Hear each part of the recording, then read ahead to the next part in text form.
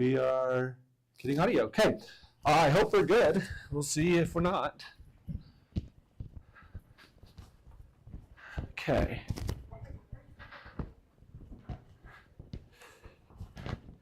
Okay, I know there's going to be still people coming. We're going to go ahead and start. I don't, where's my phone? Sorry, I want to take care of one thing first. And I couldn't do it on my, I couldn't do it on the computer. Okay. Fine, where is the, yes, where is it? Esports, search, that's what I'm looking for. Alta Esports. Yeah. Or not, because I typed the wrong thing. Alta East, there we go. What? No, it's not dead. That button on the side. There you go. No, I wanted to do, okay. I'm going to take, how do I, oh goodness, the sound quality is going to be so bad. It's okay, we'll live. How do I pin this? I don't know if I can pin this on a phone. I don't want to do that. Okay, I'll deal with it later. Okay, welcome. We're going to get started. Hello. Oh, good. There's less of you than there have been in the past, which is maybe a good thing. It means there's a lot of people that are returning this year, and maybe, anyways, we'll see. I do apologize for the time change. I know I originally said it was at 7 o'clock this week. I have things to do afterwards and needed to bump it up. I was not looking at my calendar when I put this on our schedule. So anyways, so thank you for coming. I hope as other people are coming in, they'll feel free to join us. We also are running it on a stream, so hopefully that if anyone wanted to tune in, they're doing so. So my name's Aaron Edwards. Some of you have met me before, some of you haven't. I'm a computer science teacher here at Alta High. We're running, and I'm in charge of have started and am in charge of our esports program. I also work with a couple of other groups in the school, mainly our robotics group. So very busy person, but esports is the thing that kind of keeps me going because I love it and enjoy it, and it's a lot of fun. So, but yeah, thank you for coming. We're going to go over a lot of things. What it's going to lead to is actually eventually what we're going to do is, for those of you that need to with the students, we're going to split off. They're going to go fill out online forms if they haven't already, make sure we're getting registered. Our preseason actually started last week. And so since our preseason started last week, we kind of have to play catch up a little bit. So they're going to handle that as we get going. Good, people are coming in. Hello, you can go, there's plenty of seats. So as I said, we're going to go a little bit over the history of esports. It's relatively new in the world of high school, definitely, and the world itself in general to some degree. And we're going to talk about some of these other things as we go. Esports is in reference to competitive video gaming. It is, as I said, relatively new. It's very new in the high school realm. We've had it for 4 years. The longest program in the state is at 10 years, which seems like a long time, but it wasn't really fully esports. It was just League of Legends. So relatively new to the high school realm. The nice thing for us, though, is that next year we're actually going to be sanctioned by the Utah Athletic Association. So we're still a year out from that, and a lot of the things you're going to hear about this year that we're doing are leading up to that as a state. But it's really exciting. It takes quite a while for a lot of these programs to go through that process of getting sanctioned, and Utah has chosen to do it. UHSA has chosen to do it for next year. That also means that we start to fall under the stipulations officially that they require of all of their student athletes and activities. So you're going to hear us talk about that as we go tonight. I do like to clarify, because this is, I think, where people kind of get stuck with esports, is they just hear video gaming. Video gaming is usually recreational. It's for personal enjoyment, very individual focused, right? You're going home, you're playing on your own computer, your own Switch, or whatever. It's that recreational type of activity, right? We've had video gaming for, I don't know, 50, 60, 70 years. Esports, however, is focused on competitive, it's structured, and it's team-based. This is a very important part. That team-based is really where we kind of separate ourselves, we try to separate ourselves a lot from just like playing for fun. And so the purpose of our program is really to get these kids in the door and to get them onto teams and competing with each other and other schools, and to bring them and get that kind of social aspect in. And so that's really where we kind of differentiate. We have competitive video games. I mean, most of these kids play them competitively on their own to some degree or another anyways. But the structured part is also that really important thing. We're going to introduce, well, I'll talk about the 2 leagues we're part of, 3 technically, but the 2 leagues we're a part of and kind of their differences and what their goal is. Hi, I'm Dean Carr, or some people know me as Fish. I'm the president of esports. Our other people in leadership are Vettel, right here. He's our VP. Our Secretary of State is William Potter, right there. Our past president is Morgan. Streaming is Lead Evan Blair. Hashtag pass colon. Woodland. Woodley. Latest design is William Hell, and leader Emeritus. is Macy Miles. This is Alta Esports. This is our org. So our past successes, we won Platoon 2, Florida and region. So yeah, that was in 2021. That was our first year. Yeah. Super Smash Bros. We have won a lot, and about to hear from Edward Kengar. It's kind of our big event where we go to. We have competitive scenes, and we can see a lot of events and everything. So we won 3rd in state, and then we won 6th in state, and we won our championship in 2023 with Ken Rush Smash Bros.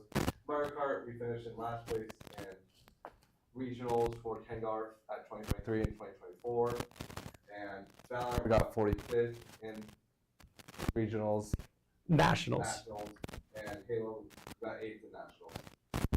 Yeah. So our goals are to create a safe space for everyone and have that team building and having that competitive feel to it. We want everyone to feel safe, have that natural feel to it.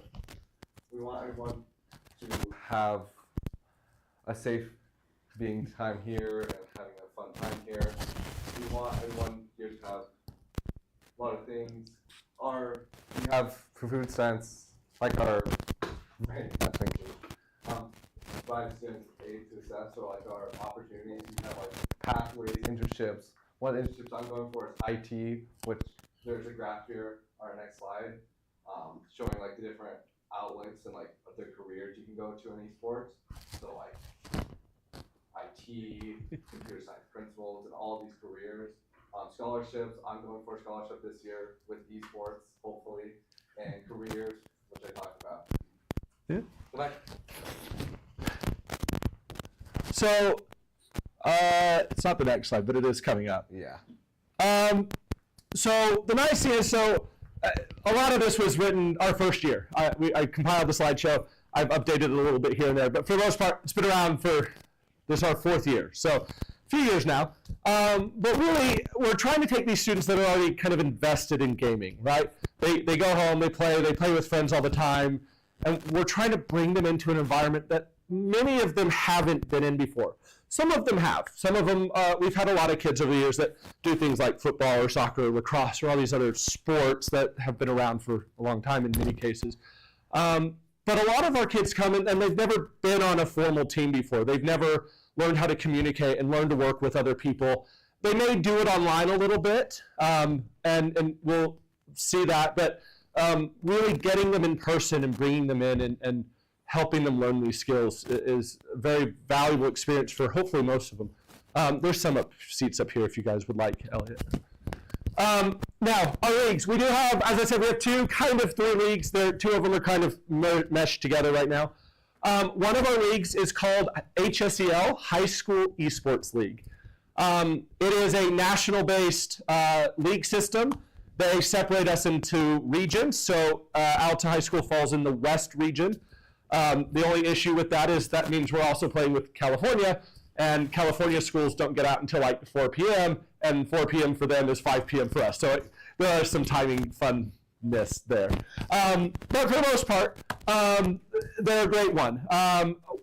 They're the ones that we will qualify to go to nationals with. So there is a chance every year. Our Halo team last year actually qualified for nationals. They got 8th, which was 8 out of 8 in the finals. But that's after going through 2 seasons of region play. So we do go to, it is our chance to go to nationals. Some of the games are hosted in person. Halo was not one of them last year. Valorant, however, is one. And last 2 years, I think, they've hosted their nationals in person in Kansas City, Missouri, I think it is. Not Kansas City, Kansas. Kansas City, Missouri. And so it may provide us that opportunity in the future. I'm actually really hoping it does, because I think it would be really exciting. We'll see. We'll see how the year plays out. But it's a really cool opportunity. They do, most of the games they do have a nationals version. So we do region play throughout the year, and then we can qualify to participate in nationals, whether in person or online, in May. We actually don't know until about May. So yeah, the other league we have is kind of combined this year. They used to be separate. They're working a little closer this year. The parent company is called PlayVersus. PlayVersus is actually the company that UHSAA will be partnering with. So when we are officially sanctioned next year, PlayVersus will be our host, essentially. That's who our state competitor is. So when we're competing, and we're competing against local Utah teams, that's through PlayVersus, normally speaking. They're the ones that actually will host our events. Their partners this year, right now, before we're officially sanctioned, is Kengarf Esports. They're running through the Kengarf business. They have a nonprofit branch called Success in Education that runs a few branches of things, like Keys to Success and some of those others. And a few years ago, they started their Kengarf Esports branch through that nonprofit. And so they've actually been really great. They've hosted a lot of regional tournaments the last 2 years, and they've hosted essentially what was our state tournament at the U every year the last 2 years, and again this year.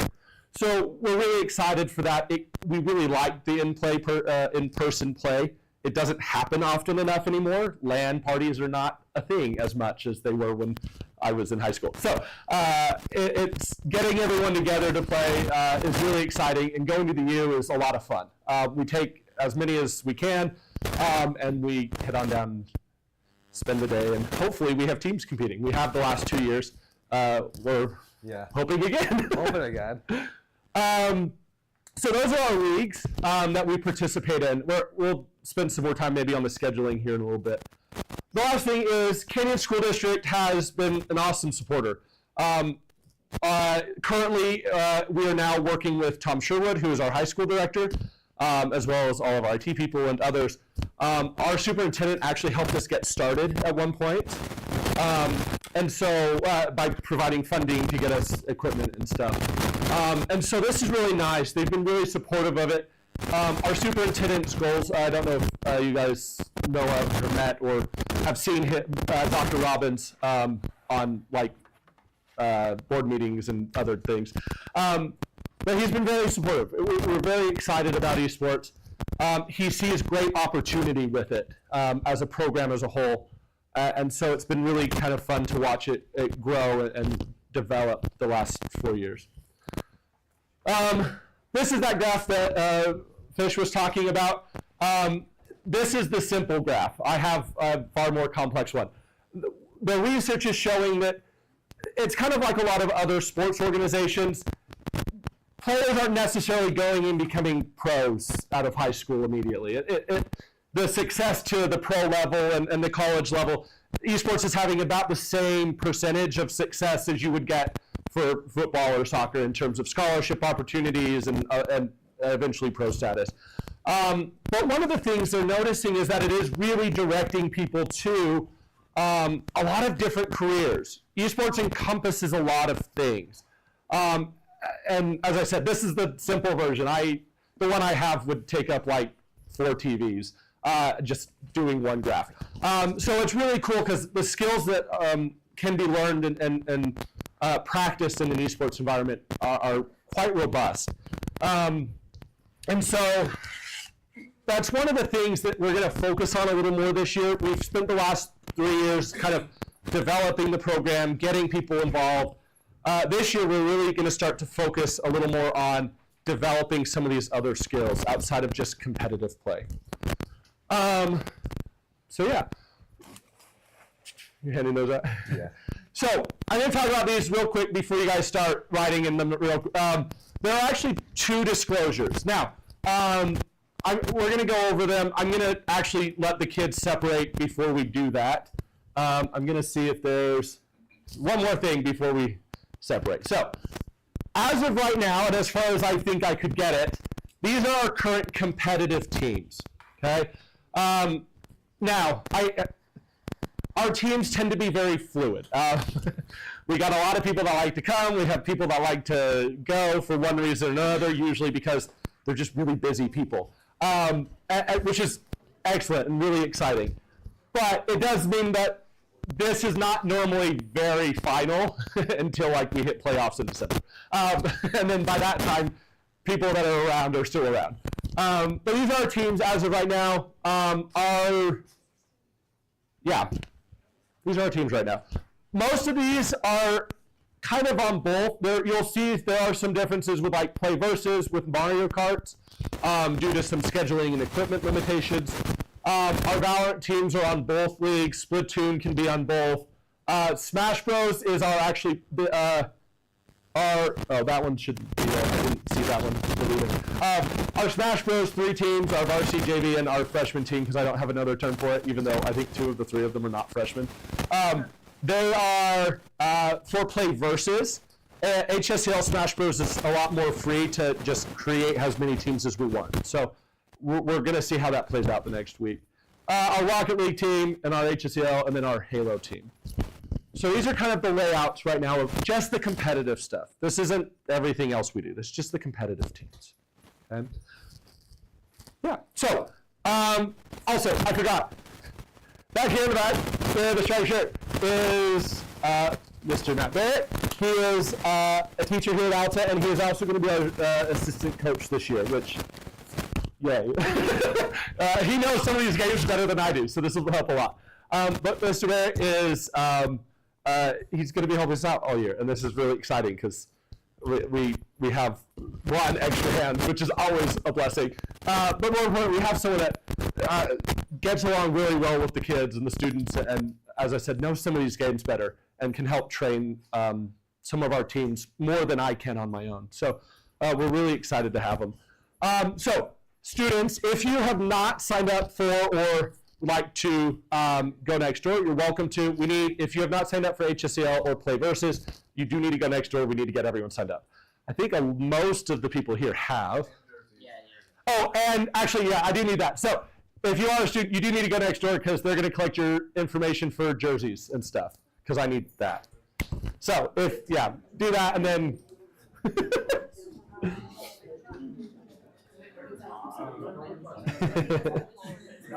I wish I could fix the audio. Sorry.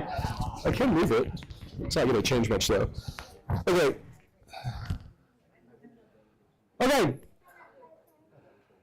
So a little bit about disclosure. Now, it's not that I don't want them to hear any of this. It makes things go faster if we do this at the same time. I've learned that the first year we didn't, and then we were here for like an extra hour trying to sort everything out. So they're going to handle all that. The disclosure. So did anyone not get a disclosure that's here so far? No? Okay. I didn't know if we had enough clipboards. So there's 2 parts to the disclosure. Some of you will need to sign both. Some of you only need to sign one. The difference in the disclosure is, and you can kind of read it. It's not a secret. But so one of them's 1 page. One of them's the thicker one. Everyone needs to sign the 2-page one or 4-page one. This is our general disclosure. We're going to go through it here in a second.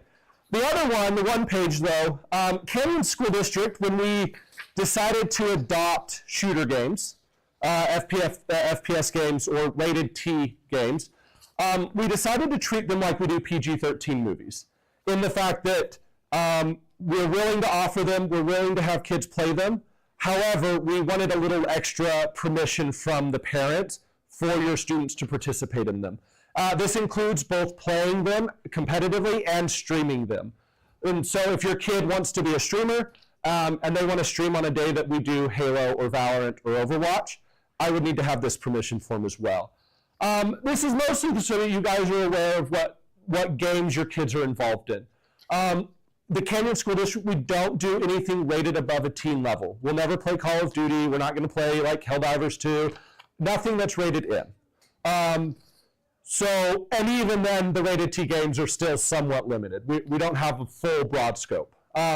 So that's really what this form is for. I know a lot of kids, I saw a lot of the Valorant kids here tonight, hopefully with their parents. So a lot of you will probably be signing it, hopefully. If not, that's okay. And not signing the FPS form is not, it means they can't be on that team for Valorant, Halo, or Overwatch, but it's not necessarily meaning they can't participate in esports. It's just for the rated team content, okay? And if you have questions about that, let me know. Even our streaming stuff when we do other games, I try very hard to avoid anything past, currently, there's 4 games, sorry. Apex is added to the list this year, Apex Legends. So if it's rated T, in addition, even if it's rated T, I think Halo is one of these where there are settings for like blood control. Our leagues, not even Canyons, our leagues actually require that if there is blood in the game, that they be turned off. So to participate in the leagues, if they have those settings, we ask the kids to turn them off. And we're watching, so we make sure they do it. So that's the rated teen content. If your kid wants to participate, most of the kids who come to tryouts or come to participate in those games, they're playing them at home. Hopefully you know that. If you don't, well, your kids may hate me after tonight. But if they're playing at home, hopefully they have your permission already. And it's just a formality. If it's something you want to talk about with them before signing it, let me know. I'm okay with that. Well, if you want to talk to me too, but if you want to talk to them and it takes some time to have that conversation, that's fine. As for the rest of the disclosure, this is more general stuff. So we talked about the competitive teams. The purpose of them is to get the kids together, put them on a team, teach them skills that they wouldn't otherwise learn, and really to build up a community. We've seen this really kind of, the first year was kind of, hey, we're going to be here, we're going to have fun. But it really has started to take on a life of its own a little bit. These kids have really a lot of them have really kind of adapted to having a group and coming every day and just hanging out and playing games, even if they're not competing necessarily. For a lot of our students, they don't necessarily have other places to go in the school. Some of them do. As I said, I know a lot of them are involved in things like band or football, or lacrosse was a big one actually last year. Our entire Valorant tryouts in January, they were all lacrosse players. And when they heard the schedule for Valorant and the schedule for lacrosse, they're like, oh, we can't do that. So it happens. But we're really trying to establish that community. It is a really big goal, not of just ours, but also of the districts. I talk to a lot of people, and they're very, they're very much like, oh, if only this was around when I was high school. And I would have said the same thing, which is why I'm running it. So that's kind of where we're at. As far as the non-competitive stuff, I think this can kind of confuse a lot of people because, and I'll be upfront, we charge the same fees to everyone. It's a big balancing game. We'll go through the fees in a minute. But the goal is, as I said, it's building a community. It's not just the competition. And so with that in mind, we try to get all these kids involved. And you know, some of them come to tryouts and they're just not great at the game they want to play. And it's rough and it's very difficult for me. I struggle with this every year. But it's very difficult to say, I'm sorry, but we don't have enough, even just time, to put everyone on a competitive team. But that doesn't mean that we want to send them away. So we work really hard to try to find other things for them to help us with and to learn from.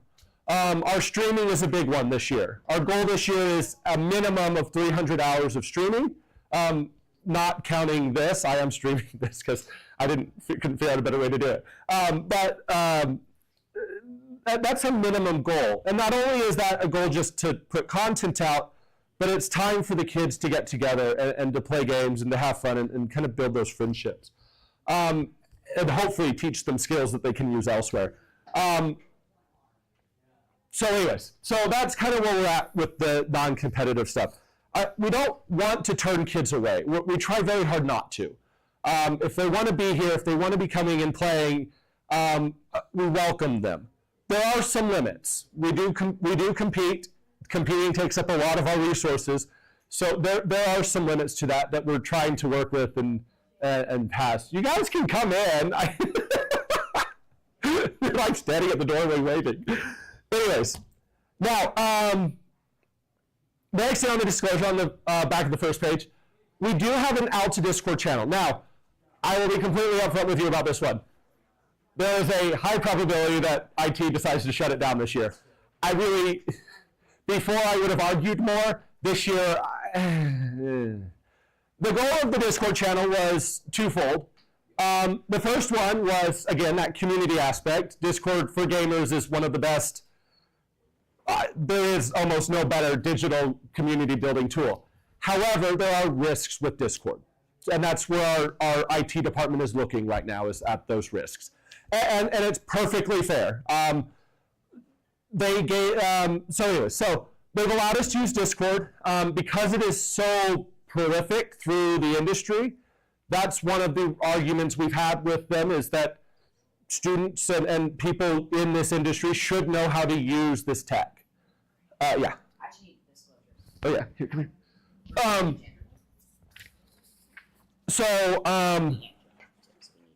Yeah, oh, actually you need this one too. There you go. And this is for me. Yeah. So, it is prolific, it is used very widely in the industry. Now, but again, we're dealing with teenagers, we're dealing with high schoolers, there are things we have to worry about. So, we've been very cautious with it. One of the things that is a requirement is that I'm on there, Mr. Barrett's on there, one of our admin, Brandon Jacobson, one of our VPs is on there, and we're watching it and kind of making sure that things are going okay.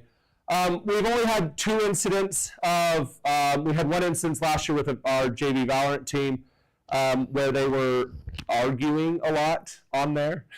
But they weren't using our Discord to do it. They were using one that one of the students made on their own. We put a stop to that. The goal with it was really to give the kids a place to learn the system and learn how to protect themselves on it. The other incident was our first summer, right after our first school year. One of our students' accounts got hacked and started sending things, mostly advertisements and stuff, but started sending things to other students through private messaging. And luckily for us, the students reacted appropriately. They immediately contacted me, their friends immediately contacted me and said, so-and-so's account has been hacked. We were able to block the account from at least our servers and so on. So that was part of our argument to have it. The other argument is voice chat. We don't currently have another voice chat system, and Discord's one of the best we have, and it's free, so it helps. That is still my argument, and that was my argument to them last week, that until they can provide me with an alternative to the voice chat system that they have, we can't really get rid of it. Our Switch players don't really need it. Our PC players need it or something to replace it, and so that's kind of where we landed. We'll see how that plays out. For now, we have it. If you don't want your student on it, that is perfectly okay. It is not mandatory. We are using Parent Square. I hope most of you have been getting the notifications. You're here, so hopefully. Parent Square is not necessarily the easiest system to use or to develop groups in, but it is very effective at getting news out to you guys. So I have been using that a lot more in recent weeks than I ever have, and I will continue to do so. So this year, our main platform to communicate, at least out to everyone, will be Parent Square. The other goals with the Discord are still there. I'm hoping it sticks around, but we'll see. But as I said, the choice for your students' participation in it is completely up to you. If you don't want them on Discord, Don't put them on Discord. Now, I also understand this. I made this offer last year. Ethan. I made this offer last year. If there are if I have parents that really want to know Discord, I don't know everything about it, but if they want to see how it works and you really don't know much, shoot me an email or come talk to me. Just say, hey, we'd like to see what the system's about. We'd like to know how it works. And I'm more than happy to sit down with you. Honestly, you should be able to ask your kids that too. But I also understand that a parent coming to their teenager asking about a platform like that, the teenager may get very defensive or may just be a teenager. So if you want to come talk to me, I'm happy to sit down with you and show you not even just our channel, but just how the system works in general. Some of you may know. Some of you may know better than I do. But let me know. I'm happy to do so. Okay. I'll get to questions in a minute. Okay. Lastly, on the third page is our fee breakdown. Now, Alta Esports is on the master fee schedule for Canyon School District. I don't know the total amounts, but it's much like our football programs. The biggest expense we could have is travel. I think the max we can charge for students there is like $1,250 or something like that. Anyways, we are on the master fee schedule. It's set up like most other, I would say activities, but I think sports is probably the closer example. And as long as our fees are falling within that, the district doesn't usually complain at us. Now, I also understand there are financial limitations and the economy is not necessarily great right now. So please bear with me as we talk about these. Our fees are per season. We do 2 seasons a year, and so they are per season. So it would, in theory, be applied twice if your kid is with us all year, okay? The fee breakdown, so we do have the category. So participation covers anything from our registration to other expenses that we have pertaining to getting kids participating or paying for things that help us with our other goals. Our equipment fee is our biggest fee. It's $75 for the equipment fee because our equipment is expensive. It's very, like, even a controller is like 60 to 70 bucks, and that's, some of them don't last very long. The Switch controllers in particular like to get drift very quickly. So our equipment fee is our most robust one. This includes, and if you guys want to see this after we're done, you're welcome to. This includes the tech in our streaming room as well, which is in the back of my classroom. And you're welcome to go take a look. It does not, by the way, pay for the classroom computers. Those are CTE, those aren't esports. But there are computers at the front of the room that are esports computers. So be aware of that. That is our kind of biggest expense. But it's also the one that, the goal is that you guys aren't having to bring in your family's equipment into the school. The only team that I recommend bringing equipment in for is our Splatoon team, and that's because their game has unlockables that are only tied to their account. Every other kid could do, we have enough equipment, so every other competitor, anyone wanting to stream, we have it all here. It ages out occasionally, but we have it here. Your kids don't need to be bringing stuff in. If they want to, well, let me justify this statement. PC players cannot bring their PCs in. They will not work. Switch players, they can if they would like for Splatoon.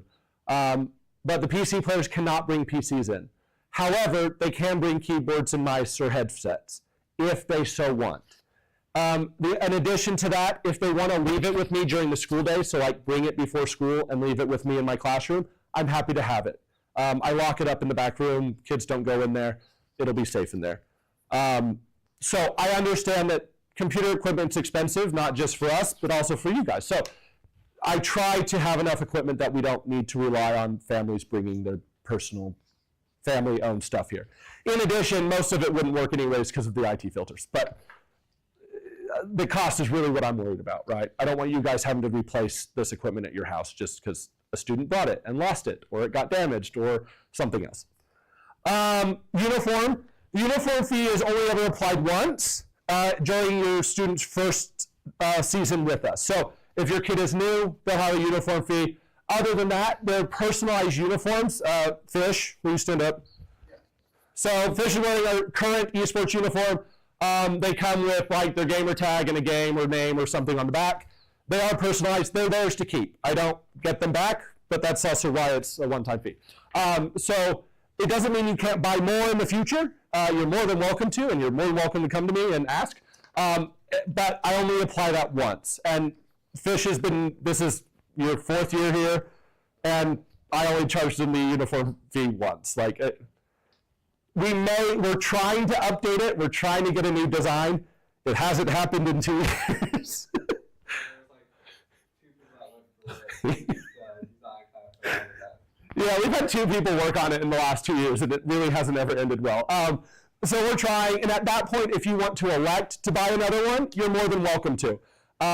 These are what I'll be ordering because that's what we have available.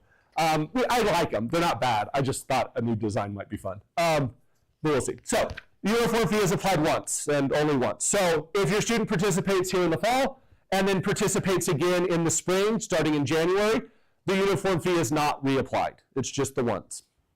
And then travel and food. The food covers both we do a December event. We do like a little social in December. It's halfway through the year. It's the end of the fall season. So we do like a party. I buy lots of cheese. Cheese and crackers. That's kind of what the party is. Cheese is expensive, oddly enough, but it's a lot of fun. They come, they play party games. We eat a lot of cheese and whatever else I bring in, and we have fun. And then their food fee also will cover the end of the year banquet. It does not cover it for parents or siblings, but it does cover it for the student in esports. Okay. By the way, that's in May. I think it's May 5th or 8th or something this year. I don't know. It's on a Wednesday. I think I scheduled it at some point. So, yeah. We talked about equipment. We talked about that. Okay. That's all I have to talk about. So, questions. And please ask away. I'm happy to answer anything I feasibly can. Yeah. The GPA, what is the standard? Yes, I forgot. So as I was mentioning, we are under the umbrella of UHSA. We follow their guidelines. Their guidelines currently are no more than 1 F at a time. So you can have 1, but you can't have 2. The second you have 2, you can't participate. So no more than 1 F. You have to have a minimum of 2.0 GPA, which is rather low, but it's what it is. 2.0 GPA, and we follow the school attendance policy. So if hopefully you all know what that is by now, but if you look in Skyward and your student has all their grades and they have one of those little rings, one of the little degree symbols next to their grade, that means they are not attendance-wise eligible to participate in extracurriculars. The philosophy right now amongst most of us coaches is that once we run our reports and we see that said student has 5 attendance marks, they have a week to make it up. During that time, they can still participate. However, after that week has passed, if they have not fixed it, then they can no longer participate until it is fixed. Now, however, this changes at the end of the quarter. If a end of quarter report goes out and you have 2 Fs, there is no fixing that, not for extracurriculars. In addition, I think that applies to the attendance, although I'd have to double check that one. Yeah, I think it applies to the attendance. So the end of the quarter, if a student has less than 2.0 GPA, next quarter they're out. That's UHSA's rules and as well as Canyons and Altas. So. But yes, thank you. I forgot to mention that. That's for not just competing, but coming. Everything, yes. Yes. So if we have a streamer and all they do is come and they stream and they don't make the requirements, I'll have to ask them to fix it or to not come back until they fix their next quarter. If first quarter goes horribly, you can't participate second quarter, but second quarter goes really, really well, third quarter is back on the table. And so that's kind of the juggling. Luckily for us, we do kind of operate year-round, so if something happens and first season just gets kind of shot down, we have a second season in the year, and hopefully that's a motivating goal for people, I would hope. I don't know the minds of teenagers nowadays, so hopefully it works. Other questions? Yeah. Will the fees just be on Skyward? Yes, so, yes, when I email Janet, yeah, so I will probably apply the fees not next week, the week after. Next week's parent-teacher conferences, my brain will be kind of muddled anyways by the end of it. The week after is the start of our HSEL season, and I will have the fees applied by then. I will add, I can't remember how to word this one. I haven't sat in a parent meeting for another sport in a long time. The ideal would be that participation fees and the uniform fees are paid as quick as possible after they're loaded into Skyward. The reason for this is for most of our athletics, I think all of our athletics, participation fees have to be paid before the kid can participate. However, because our preseason started last week, before we were even done with tryouts, it's hard to apply that to us. However, the uniforms I have to order quickly in order to get them here by even Thanksgiving in most cases. And the participation fee, if those could be paid as quick as possible. The other fees, I'll be completely honest, it would be nice if people paid them, but at the end of the year, the nice thing we have is people don't get the yearbooks until fees are paid. And most of the money I spend happens during the summer anyways in preparation for the upcoming year. So I'm not too concerned about it. But if we can get definitely the uniform participation as well. But yes, thank you. It'll be in Skyward as soon as I email Janet and tell her which kids need to. I have to let this settle down, the team maneuvering. Once the teams are kind of solid, I usually send her the email of who's participating for the season. Other questions? You guys are a lot quieter than I usually. I feel like either I missed something or I covered everything better than usual. What is the schedule? Like, do the kids know Ooh, which game good. is playing what day and when? Our schedule's a mess. Unlike other sports who have practice every day and then like a match or a game like once a week, or if that, we compete every day. And then practice when we can in between. Hello? Hi.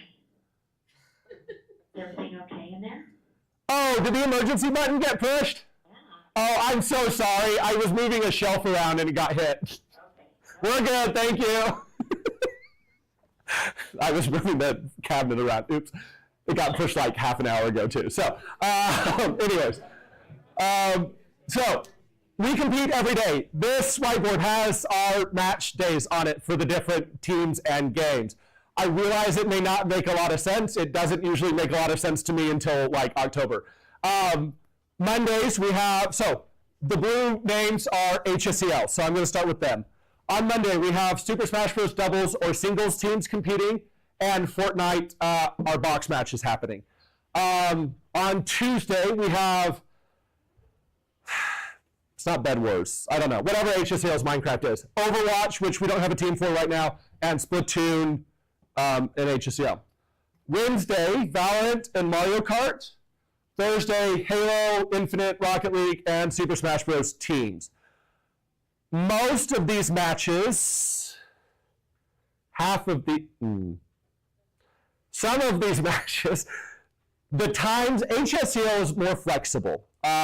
So, for instance, HSEL puts us in the West region. The West region then says, okay, for Halo, we can compete at 3 o'clock, 4 o'clock, 5 o'clock, or 7:30 Pacific time, which is why it's a pain. So, Halo can compete once on Thursday at one of those times. All of the HSEL ones are like that. Some of those match times happen before we get out of school. I completely ignore those. I am not checking kids out of their last period to play any of these, unless it is in person somewhere. Online, they can do it later. The only time I might have to is if we have to reschedule with the California school, and the only time they can do it is anyways. Very, very rare exception. I do not check kids out on a weekly basis for their matches. It's not going to happen. Mostly because I don't want to deal with emailing the attendance office every week, but also because they're students first, esports people later. Most of these will compete at various times during the day with HSCL. Splatoon, for instance, is a funky one because both of our league Splatoon teams ended up doing it on the same day, which is a problem. We're working on it. Our play versus in kindergarten. I'm going to clarify. Valorant and Splatoon are play versus. Smash Bros, Mario Kart, and Rocket League are Kengarf. The difference here is that those three teams, Mario Kart, Rocket League, and Smash Bros, will have the state titles or get the big trophies for the in-person play down at the U in the spring. Valorant and Splatoon are run by play versus, not Kengarf. And so those two are just online play. Still regional, still functioning the same as the other play versus ones, but they don't have in-person play scheduled yet. So all of the play versus ones are at 4 p.m. So a little less flexible, but also a guaranteed play time. All of our Tuesday, Wednesday, and Thursday play versus games will be at 4 p.m. our time, 4 p.m. our time. The HSCL is a little more crazy. I like for each team, one, I try not to be here super late. This is like the latest I ever want to be, is this parent meeting. It doesn't happen because of robotics, but I try. I try to make sure that our HSCL matches are happening before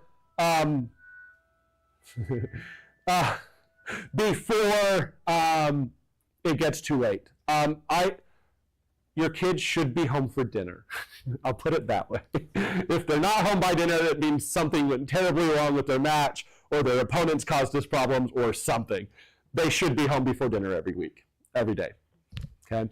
Our latest match, I think, right now is the Splatoon game the second Splatoon game on Tuesday. I think they're starting at 5:30. They should be done 6:30 at the latest. And I don't think any of these go after that. Maybe a Rocket League match, because Rocket League is also on the same day. Our leagues don't talk to each other. I wish they did, but they don't. They're competitors. I don't know why they would, but anyways. So, schedule-wise, I'm going to make this a little clearer, not just written on a whiteboard. I didn't put it in the slideshow. I forgot. So I'm going to make our schedule a little bit clearer, put it online, and I'm going to send it out to everyone, because I will tell you, I am not going to put our weekly schedule in Parent Square. If I put our weekly schedule in Parent Square on the calendar, I think it would drive everyone nuts, not just me. Because it would be daily, it would be several times a day, there's a lot going on. Yeah. Luckily for us, since most of the matches are at 4 or later, depending on the game, we use the time between end of school and the match to practice. So our equipment's our biggest issue, not even time. So I'll put it this way. When Mario Kart and Smash Bros. Are playing together, we have 8 switches. All 8 switches are being used. When Valorant is playing, they're using all 10 of the computers. So our issue generally is equipment restrictions. And so our timing on things can be reliant on that. But this is why we're doing Mario Kart on 2 days. 2 of the teams play here, 2 of the teams play here. The goal is to split them up so that we have enough switches to run other events at the same time. But as I said, after school, they can come in, they're going to practice. They should be, and we encourage, and in many cases try to enforce, but we encourage them to practice as a team using their competitive rule set after school before their matches. If teams want to come in outside of their time and we can arrange it, I'm happy to do so. This is busy. Trying to fit practice into this is hard. Some of the teams, like our Valorant teams, may try to practice a lot from home. Here's my recommendation to parents on that. If you want to know if your kid is practicing or if they're just goofing off, the first thing I would do is see if they're on with their teammates. Know what their teammates' names are, their gamer tags, and maybe even pay attention to like what they're saying as they compete. If it's a lot of just random talk, they're probably not practicing at least efficiently, maybe at all. If they're actually talking strategy, if they're communicating with a teammate and it's very precise and it's not very just, we're going to chat about every random thing, chances are they're just hanging out. I don't have a better way to clarify that. I wish I had like a little written note so that you would all know when your kids are actually doing esports at home and then just playing and having fun. But that's my recommendation is learn to listen to it. There is a difference between teammate to teammate communication and we're just going to sit and gab and have fun. So learn to hear the difference. Yeah. Anyways, sorry. Anyways, other questions? No, you're good. Just going with whatever my kid is telling me. I'm like, there's Monday meetings. I try to do meetings on Monday because historically it has been our least busy day. And even here with these, it's still our least busy day because currently we don't have anyone competing in any of that. I'm hoping here, IT hasn't allowed that one yet. I'm working on it. It's not that they've not allowed it. Let me correct that. They haven't set up the filters for it yet. And I don't think anyone was interested in this. So Mondays are usually our busy day. I try to do a meeting where everyone comes together. Huh? So the goal is to be done by 3:30 every day, every Monday. So if we are going to meet, we're done, I'm hoping 3:15, 3:30. Right, very quick. It's mostly to just catch kids up.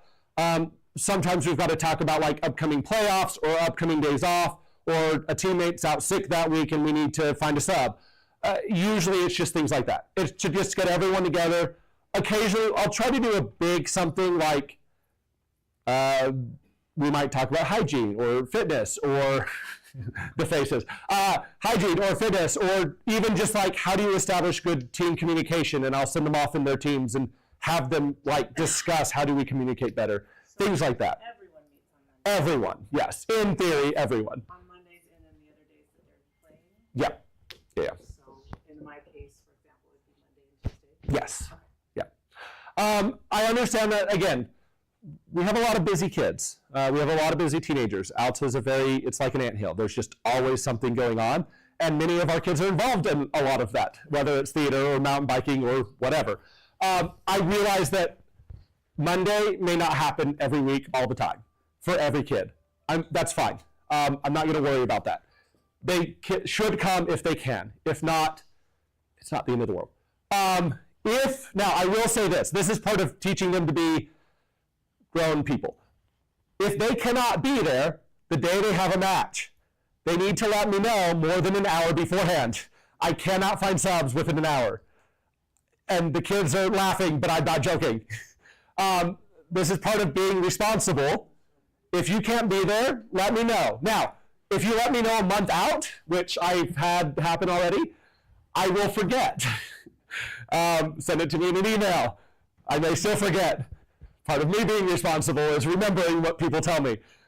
There's a lot more of them than me. But really, truly, though, if they're going to be out, or if you as a parent know that they're going to be out, just let me know so I can find subs. We have subs. We have kids that can do it. The goal is that legitimately, it's not because I want them to tell me an hour beforehand. It's because these guys, our leagues, I have to change the teams so far in advance in order for the match to happen. I cannot change the team after certain points, after certain time periods. And so if I don't know well enough in advance, I may not be able to change the team, and we may have to forfeit. We don't want to do that. We try really hard not to forfeit. I think we've only had to do it like 3 or 4 times in the entire history so far, but it has happened. So let us know, let me know, or Mr. Barrett know, and we will make sure we find replacements for that week. Other questions? I haven't looked at the clock. I don't know how long we've been going, so I'm hoping I'm not taking up all your week. Oh, actually, I'm doing better than I thought. Usually we're here for like 2 hours, and I'm like, oh boy. That's why I'm really worried I haven't covered everything. But other questions? Yeah. Just making sure, Valiant, they need to be here Tuesdays and Wednesdays. Yeah. So this was elective for them. The one I care about the most is on Wednesday, because Wednesday is that's the league that will qualify them for nationals if they get there. Tuesday, I made the offer to them that if you can and you would like to form a team and do Tuesday, great. If you can't, that's fine. So far, most of the kids on Valorant in both teams have said sure.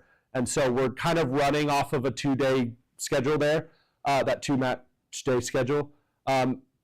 If it turns out that it's, I also, and this goes for everyone, if a kid's grades are dropping because they're doing too much, and especially if they're on more than one team or competing more than one day. There's not very many. I try to avoid it. It happens. If that's the case, they need to come talk to me as soon as they can. I told this to someone yesterday. Wasn't you. I thought it was you, but it wasn't you. But the goal is that they're still succeeding in school. We see this with the robotics team every year. The robotics season happens. They're spending 28 hours in the robotics lab and their grades start dropping. That should not be happening with esports. They should. UHSAA says that any activity or sport the kids can spend 20 hours a week in. Esports should not be that many. There's no reason for it to be that many. They're here usually one day, maybe two. They're here for 4 or 5 hours. If they're getting over 15 hours a week in esports, I am going to be flabbergasted because I spend more than that, but I also run all of this. They're usually not here. Well, okay. The only exceptions might be Gretel and Fish, who I rely on a lot to keep my sanity. But other than that, if their grades start to drop, they need to come talk to me very quickly. I don't want to see it in a midterm report. I don't want to see it at the end of the quarter. They need to come talk to me. If it's a time issue, they're just really busy. I know some of our kids are just very busy.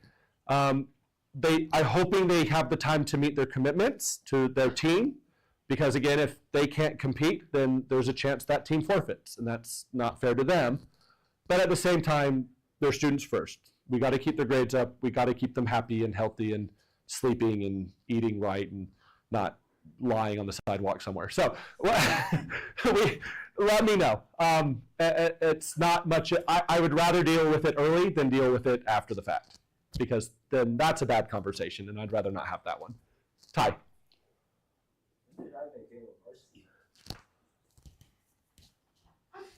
You're kind of our sub, I think. Yeah.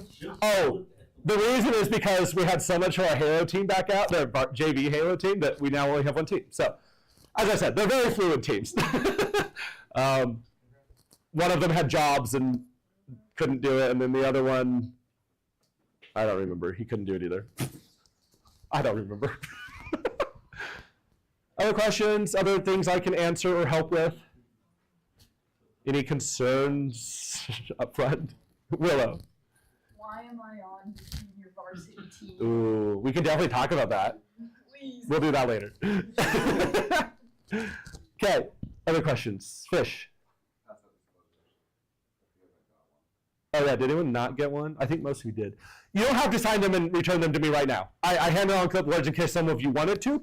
I'm not requiring them tonight. Within the next week would be great. If you want to take them home and talk to your kids about esports, do so and then have them bring back the disclosure if they're participating, or have them come tell me they're not if they're not. It doesn't have to be done tonight. But within the next week or so. Okay.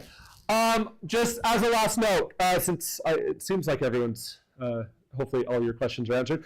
A few last things. What's going to happen now? We started preseason this week. Most of your kids, especially the ones that are here in the room, I think I've seen them all this week. So your kids should have already been here this week. Gabe missed out, but that's because he's busy. But your kids should have already been here this week. We've already started preseason. Next week starts the actual season. It's the regular season start for Play Versus. And in 2 weeks, HSCL starts officially. Okay?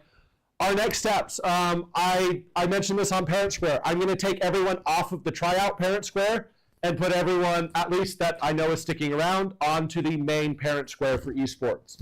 You will not be on to, well, some of you, I think there's a couple on to, but I'm going to transition everyone that way. Okay?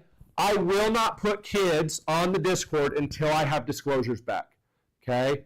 None of the new kids should be on the Discord until I have disclosures from parents. If they are, and I find out, I will kick them off until I get their disclosure back. Same thing with some of our teams. The FPS disclosure is really important. I do need that one back. I know our Valorant team was competing today. Teams were competing today. Hopefully they can get those back to me very quickly. I don't hand them out sooner than the parent meeting because kids lose things. So do I, but I know they lose things. So I wait for the parents. So but those are kind of the next steps. We compete. So I talked about weekly schedule. I'm going to talk about long-term schedule. We start competing now.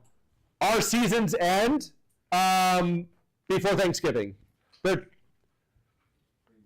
They're technically 8-week seasons, 2 weeks of playoff or preseason, so 10 weeks, plus playoffs, which happen in between Thanksgiving and winter break.